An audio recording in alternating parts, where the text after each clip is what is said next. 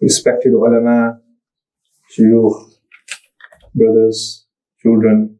Assalamu alaikum wa rahmatullahi wa barakatuh. Now, the topic that Maulana just talked about in terms of depression and how that impacts society is not a trivial subject. It's something that exists in all our homes. So it's something that we're accustomed to. What I'm going to do is I'm going to sort of focus a bit more on the root causes of this state of equilibrium that we talk about. So let me just emphasize what that means. So the state of equilibrium is that Allah has created us in a state of what we call Fitra. And then society has its impact. Now when society has its impact, it's like a fish. A fish swims around in the water. You take a fish out of water and you see how it withers and it can die.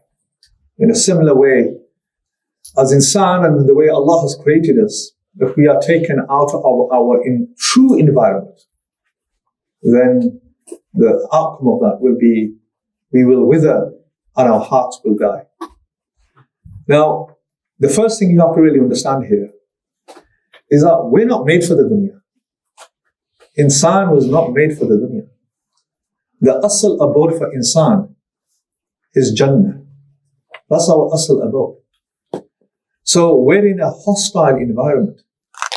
The environment that we're in at the moment has serious manifestations on our hearts.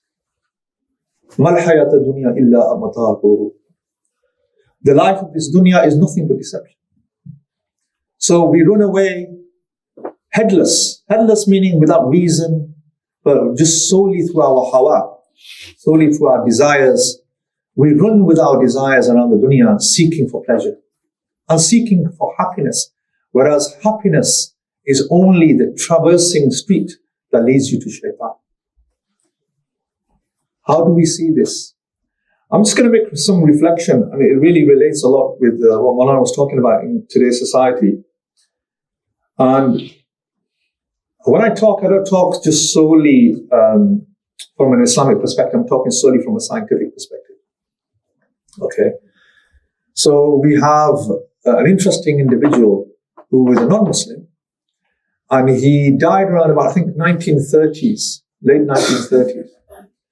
He's no simple person. He's somebody who's recognized, a professor from Oxford, Cambridge. And he wrote a book called Sex and Culture. You can Google him, Professor Unwin, Professor J.D. Unwin. You can Google him in your own time. He wrote a book called Sex and Culture.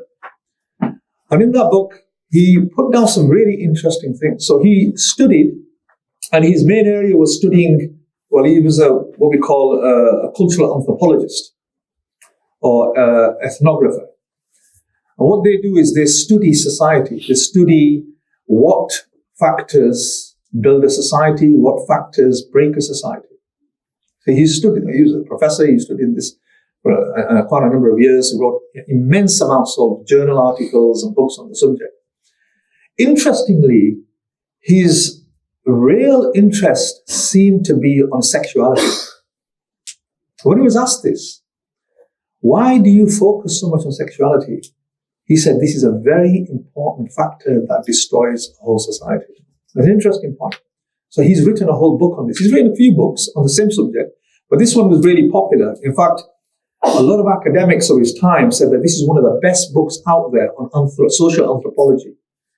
That they were recommending even social policy, talking about UK social policy, to be framed around the main fundamental points of that book.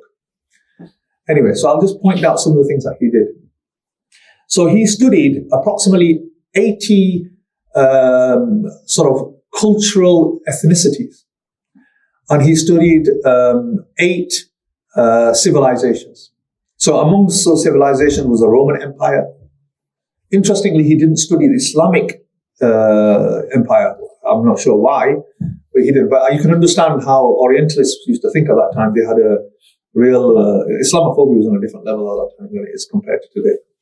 But anyway, so this is his conclusion. It's an interesting conclusion. So he relates this idea of cultural achievement. Let me explain what those terms mean. Cultural achievement means how well a society does in terms of its progression to become a really successful society. Successful society means a society that is happy, a society that has cohesion, a society that cares for everyone, a society that is just, a society that embroils good values, that kind of society. How that relates to sexual restraint. Okay? Sexually, these are his terms. So these are the conclusions he draws. His conclusions that he draws is when a society does well economically, then what tends to happen is the next phase arises. And the next phase is sexual promiscuity. Sexuality becomes a fundamental part of that society.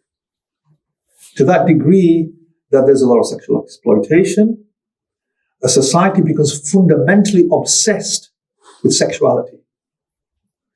And he claims that within 3 generations, when these symptoms arise in a society, 3 generations, he says that society will collapse. That society will collapse. And you consider that that society will now be removed and another society will take its place. That's an interesting concept. So he was asked, what do you mean by collapse? What do you mean by society collapses? He says, there is a breakdown of family structure. There is a breakdown of parental relationship with their children. There is a breakdown of social cohesion. And then that has an impact on the economical status of a society. And then that will have an impact on leadership.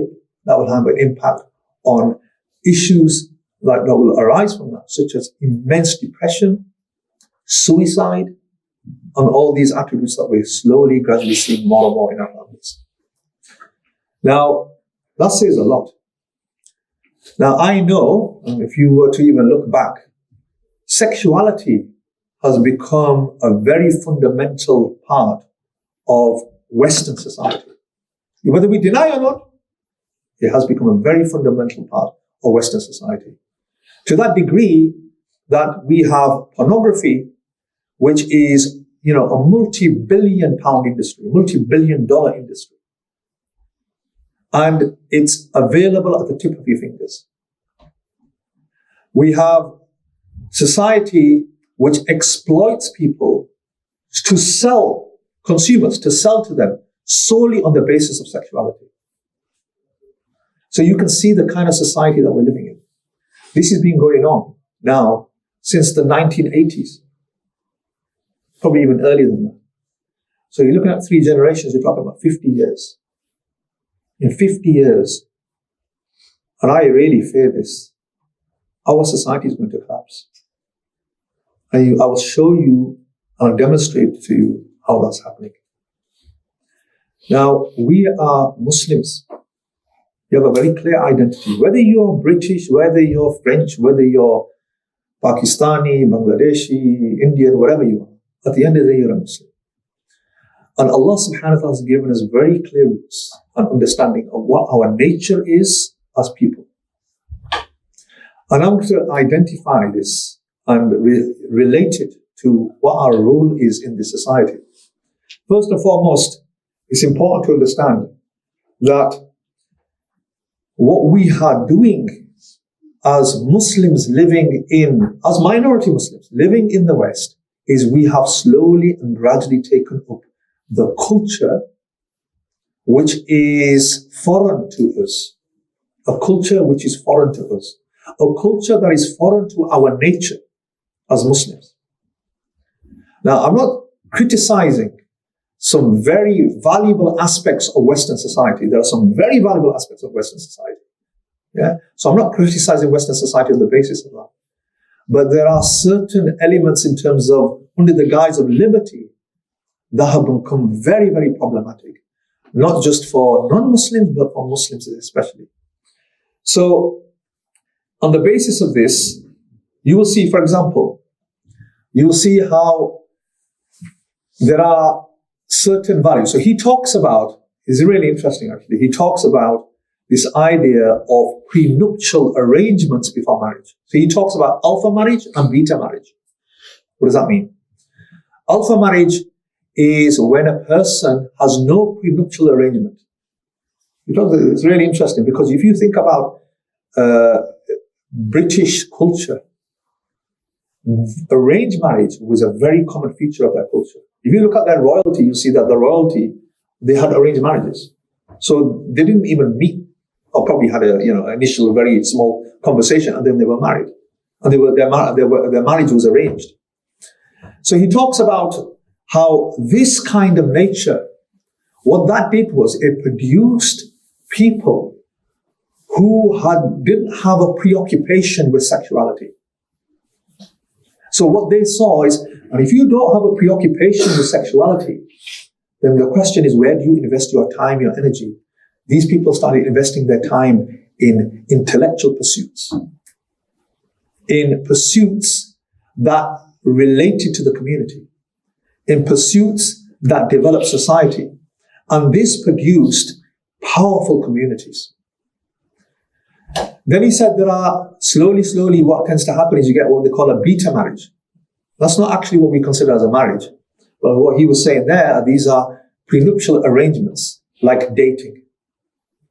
Now, he's talking about a time around the early 1920s, 1930s. Look how society's changed so much since then. And he talks about this idea where people are committing zina, fornicating, adultery. In those kind of societies, then the idea is the mindset changes. You're thriving on sexuality. Now, even though most of us, alhamdulillah, we're probably a select group from our ummah. I'm just talking about Bradford. If you look at teenagers today, and you look at the level of sexual promiscuity that exists in them, I'm talking about Muslim teenagers, I'm not talking about foreign people. There is an obsession with sexuality. Obsession. It's an addiction.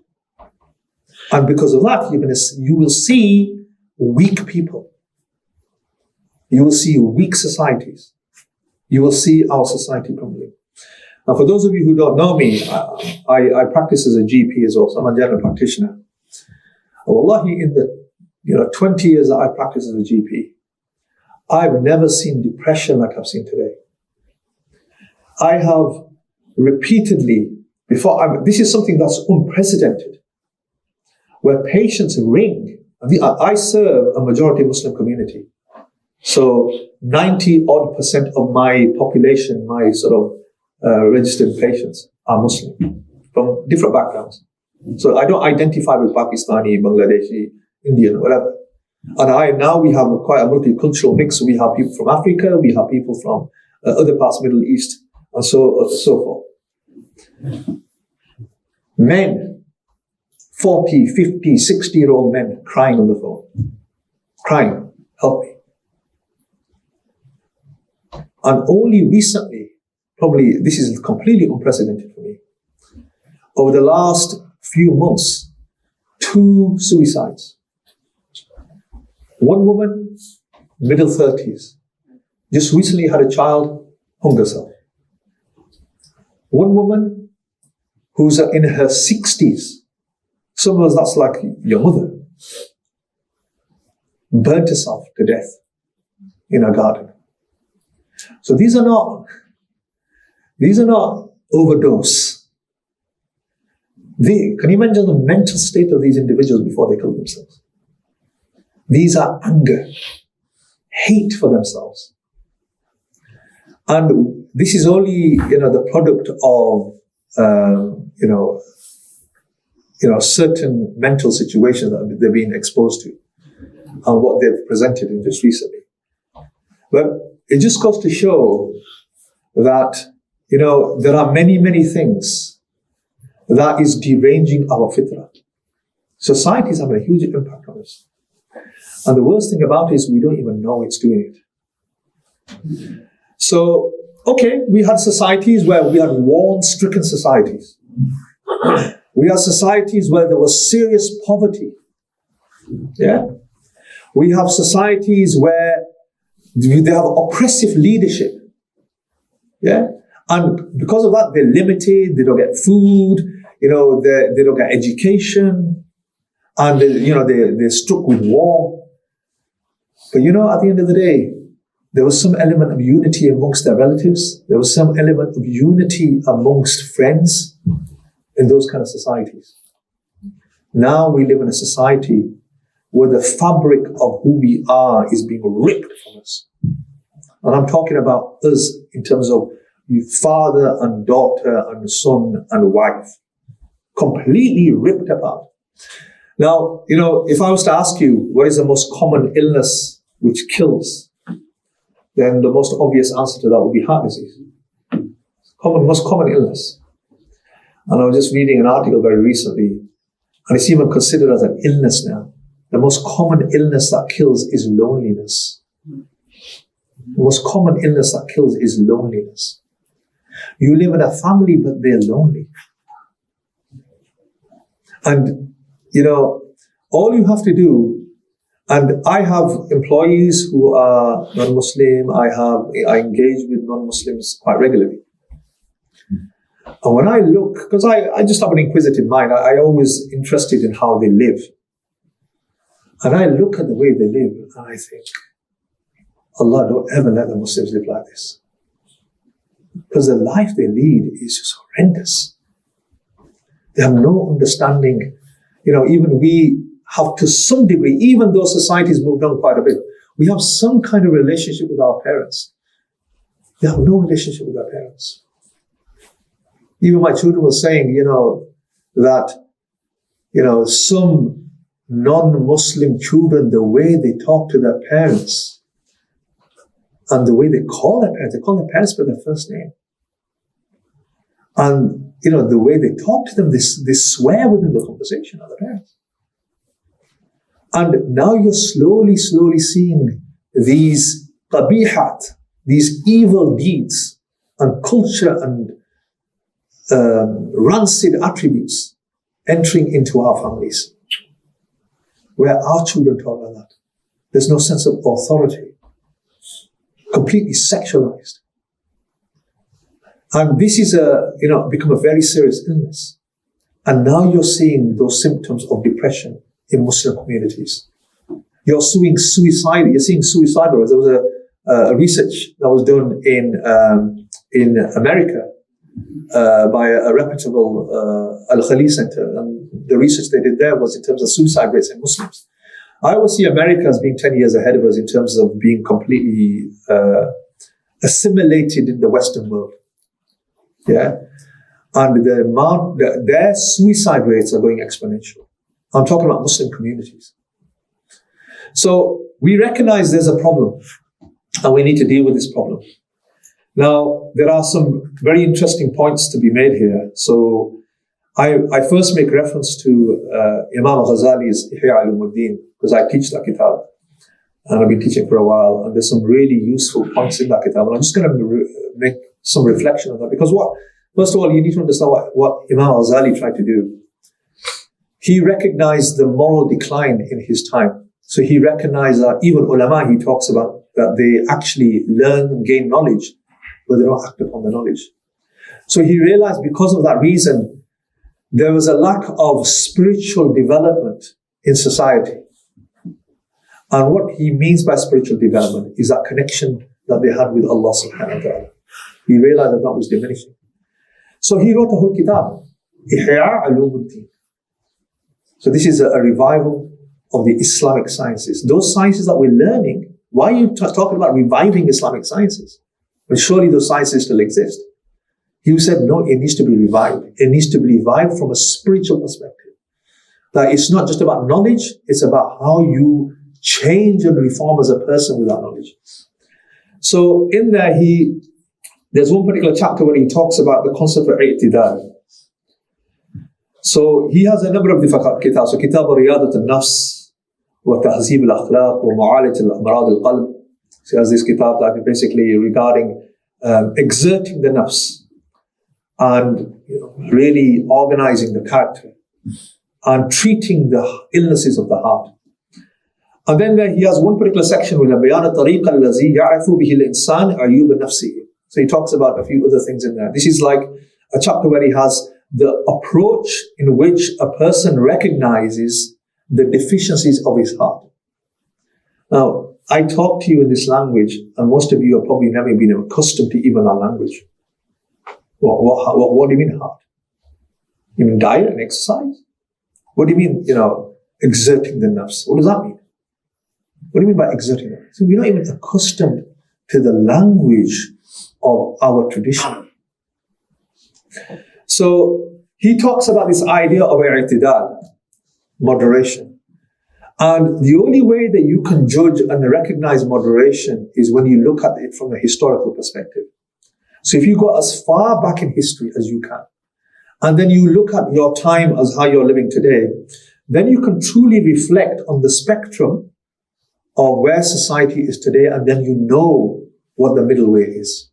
Islam's always been about the middle way. And he talks about the atraf. Atraf are like the other ends. Extremism. Extremes. So we talk about people have been really picking up on this idea of civilized society. So we pick up on this idea of a society that's liberated. A society was liberated. And we're talking about a society where you give power to the people. Power to the people. The people dictate how society should run. Sounds like a fantastic idea. The idea of democracy where people have the power, not tyrant rulers. This is the outcome of a corrupt Eurocentric history. This is an outcome of a history of a Europe where the people were very heavily challenged by the church. So they rebelled. They rebelled against the church. And all this political system arose. We never had that in the Muslim world. In the Muslim world, the people didn't rebel against the culture of hierarchy. They never rebelled against it. It was very uniform. It existed in its existence and it developed on that. Even to the degree where I was talking about, there's a Professor Wael Halak who has written immense academic art. If you even Google his name, you'll see he's one of the most recognized academics, non-Muslim, in today's world. He's somebody who's going to be written down in history in terms of some of the works that he's produced. And his main area is usul al-fiqh. Interesting, about fiqh and usul al-fiqh, derivation of Islamic principles, jurisdictional principles. And he was asked, what kind of system? Would you live under the Sharia? I prefer to live under the Sharia. Why? Because in the society that we're living in today, there's serious injustice. There are inequalities. Look how and this is what we get told. That living under the Sharia, there are inequalities, there's injustice, there's oppression. So it's a completely different perspective that we're getting told. But yet, somebody who has immense understanding and knowledge in this, and he's not even a non-Muslim, talks about how the society that we're living in today has immense inequalities. Now, so when we look at the idea of liberty, at one time, this very society that we're living in, over 200 years ago, women had no rights. They were not even allowed to own property. They were treated as slaves. This very society that we're living in. And now we're living in a society of liberty, where we go from one extreme to a completely different extreme. Not that women should be given rights, but now a complete drive that women should be men. That women should be men. Don't be fooled by this feminist agenda. This feminist agenda is basically dictating. If you even read, they're very explicit about this, that women should be men. Yeah? In other words, we're not just talking about the fact that women should just be given rights. Women should behave like men. They should be given all the faculties. They should be given all the opportunities that men have given. In other words, they should take up leadership positions. In other words, they should wear the clothes like men. They should be allowed to wear clothes like men. They should have hair like men. They should be able to walk like men. They should be able to integrate into society just like men integrate into society. That's the kind of society that we're living in. And that isn't what the society is. That's what people have made the society. Remember this. When you criticize Western culture, don't criticize it on the basis that this is some kind of dogma of living. That's what the people who are misguided in the society have, because you've given power to the people. And you give power to the people, then you're going to get all sorts of fringes who will develop. I don't know how many of you are familiar with Sultan Abdul Hamid Thani. He's become a very popular character because of loads of dramas about him, and many books have been produced about him. There's one interesting quote that he mentioned, and it's interesting to know this, and it really does epitomize exactly the kind of society we're living in. And I think we're just fooled to think that we're living in anything better than that. And he said that before, societies were led by prophets. A prophet would come and you would see societies develop from them. Then it was led by kings. So kings would arise. And this was like a monarchy where generation after generation these kings would survive. He said, now we're living in a society run by businessmen. Our leaders are businessmen. And we know our Sharia tells us the most corrupt people you will find on the earth. I'm not criticizing anybody who's into business, but because of the influences that you have, the worst place to be is in the souk, in the market. That's the worst place that you can be, because that's where the greatest treachery is. That's where the greatest level of lying occurs. And hence, if you are in that environment and you persist that environment, you will become like that. And these are the same people who are dictating how we should live. The society that we're living in is run by businessmen. You see these politicians? They're businessmen. They're not true leaders. They are businessmen. They have a very clear agenda of profit. And that's how they live. And they expect us. So when you live in a society which is run by these kind of people, the lowest of society, then what's going to end up happening is they want to overrule you. You become subordinate to them. So we are just like rats running around in a circle. And our life is being dictated. Your 9-to-5 life, burdened with so much debts, with a mortgage, really pin you to the ground so you can't escape from it. And we say we are liberated. We are pushed into this whole system, completely thriving on the idea of hawa, of desire, so that we can just get completely engrossed with this, completely distracted, and become completely infatuated with just my desire, my pleasure. Hence you get what we call in an individualistic society, where people just look out for themselves. This is not deen.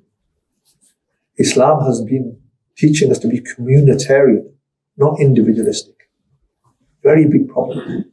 So what we've become now is you've got a mindset of a man who's nafsi. It's about me. What about what I want? It's not about what my parents want. It's not about what my mother wants. It's what I want, what I desire.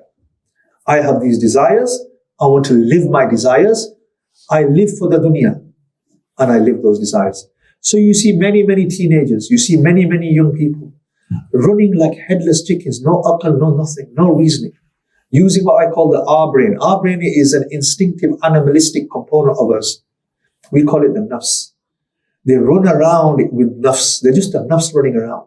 They've got no self-control. They think they have. They think they have self-control, but they've got none.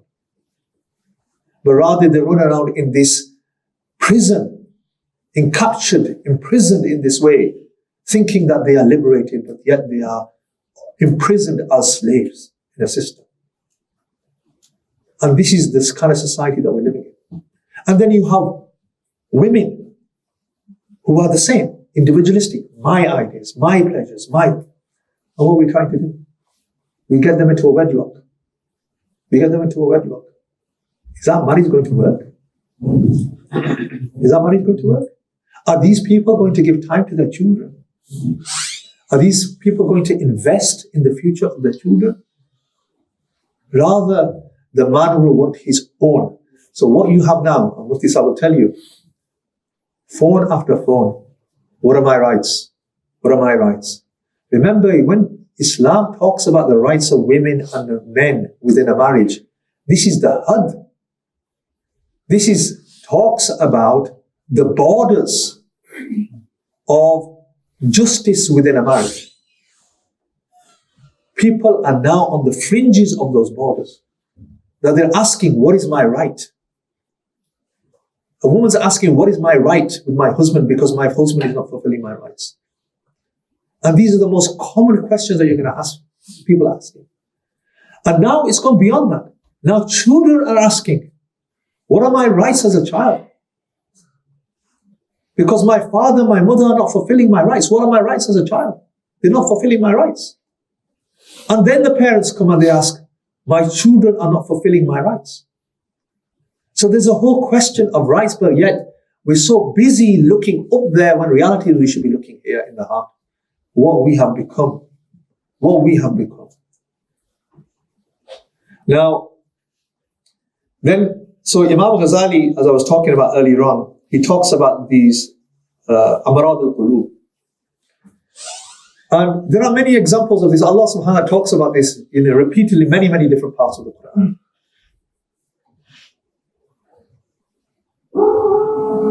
So Allah says, وَجَعَلْنَا عَلَىٰ قُلُوبِهِمْ أَكِنَّةً يَفْقَهُونَ. Allah says that basically, that He has placed veils in their hearts. He has placed veils in their hearts. And there are many other verses where you have rust on the hearts. كَلَّا بَلْ رَعْنَ عَلَىٰ قُلُوبِهِمْ. Behold, there is rust. There is a veil, there's a rust on their hearts. And this is the state that we're becoming. Our hearts are damaged. We've got rust on our hearts. Our hearts are worn out. And when your heart is worn out, and Allah describes it as a veil, akinna, as a veil that's around your heart. And when you veil something, what you're doing is it's no longer penetrable. So if you advise them, someone they are deaf, dumb, and blind, they do not heed. They don't take heed, they don't use reason, they don't use their aql. And that's the state that you see people are becoming. They don't take heed. Even though they want to take heed, they can't because their heart is so damaged. So on the basis of this, there's us spending immense energy teaching our children, but yet it's just completely going over their head, from one ear to the other out. That's why the sense of tarbiyah is very, very important. How much time do I have? 5 minutes. Okay. What I'm going to do is I'll mention one little thing, and then I'll leave it out. I'll be happy to answer any questions if anybody's got any questions. But I'm just going to finish up with just one point. Allah subhanahu wa ta'ala says, "Kunu ma'as sadiqin." Looking for a cure. What's a cure for this? Be with the righteous people. Be with the truthful people. Be with those people who Allah has already guided. They are acting on Allah's guidance. Now, the reality is, where are we going to find such people? The masajid. Well, I tell you, there is nothing that will protect our society now other than the masjid. If we do not invest in our masajid, then expect our society to collapse and be destroyed. Be part of your masjid. Develop your masjid. I even go as far as saying, allow women into the masajid. Now, I may have, that this is a controversial issue. But I even say to that degree, why? If you're in a place like Bradford or Batley or Leicester, where there are many makatib and madaris for women, they've got an environment to learn their deen, they can have their events, they can gather together, they have alimat who can basically teach them. But in the current society that we have, believe me, 95% of society do not have those kind of resources, nor do they have those kind of institutes. So where are their women going to go? They're going to go to the market. They're going to go to other places. But if you allow even a space in your masjid where women can come, they can have their little events. It doesn't have to be the masjid. Remember, the masjid is just a Jamaat khana. That's the masjid. The wudu khana is not the masjid. So it's just a hall. That's the masjid. But you can expand space and cater for women and children. Yes, we recognize that there is greater fadila, there is greater virtue for women to pray at home. Yes, where they read in Jamaat. No, when they don't read in Jamaat, they basically read munfarid themselves at home. That's greater virtue for women. But that doesn't mean that they should not be allowed in the masjid. It does not indicate that. And you'll find that Islamic history has allowed women to go into the masjid and propagate their deen in there. So this is a very, very important thing. Men are devoid of the masjid. Men do attend the masjid. You go to masjid, when you think about it, what kind of mawala state of masjid today? Our elders are all gone. You know, we used to complain about our elders. They're stubborn. They sit on the first saf. They ring fence a space and nobody's allowed to sit there. If anybody does anything wrong, they tell you off. Or anything not in line with the culture, they tell you off. But now you go to the masjid, there's nobody to do adhan. You go to the masjid, there's nobody to iqamah. The same imams are doing adhan, iqamah, and reading their salah. This is the state of the masjid. You go there and all the nur is gone. Because the elders, they taught us many, many things. They taught us how to engage with elderly people. They taught us how to engage with them, to respect them, to accept some sense of advice and authority from them. They taught us certain cultural values.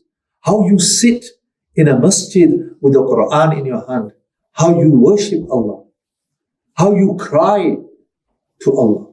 They taught us all these values. We never appreciated them. In Ramadan, they used to stay through the whole day in the masjid. We never appreciated it. Now that they've gone, there's a huge gap. And it's now the duty of our youth to take up that gap and become very, very important, active individuals in the masajid. Invite others to the masajid. If you want to save your community, remember, even if you're selfish and you don't have that much fiqh, I know my teachers have always taught us that one biggest thing that you must have as a believer is you must have fiqh. This constant concern for your community. If you even don't have that in you, you must at least care about your own family. If the society around you is collapsing, don't you think your society is going to collapse? You're the person who doesn't care, and tomorrow your daughter is going to come to you with her problems, and you will be shocked with what she has to say to you. Your wife will come, your husband will come, and you'll be shocked what they have to say to you. I promise you, this will be the outcome. That's why you need to take part and play a very, very important role in your community and your society.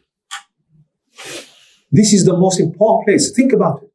You go to the masjid 5 times a day and you have an immense community. You want to meet the most pious people in your community? Go to the masjid.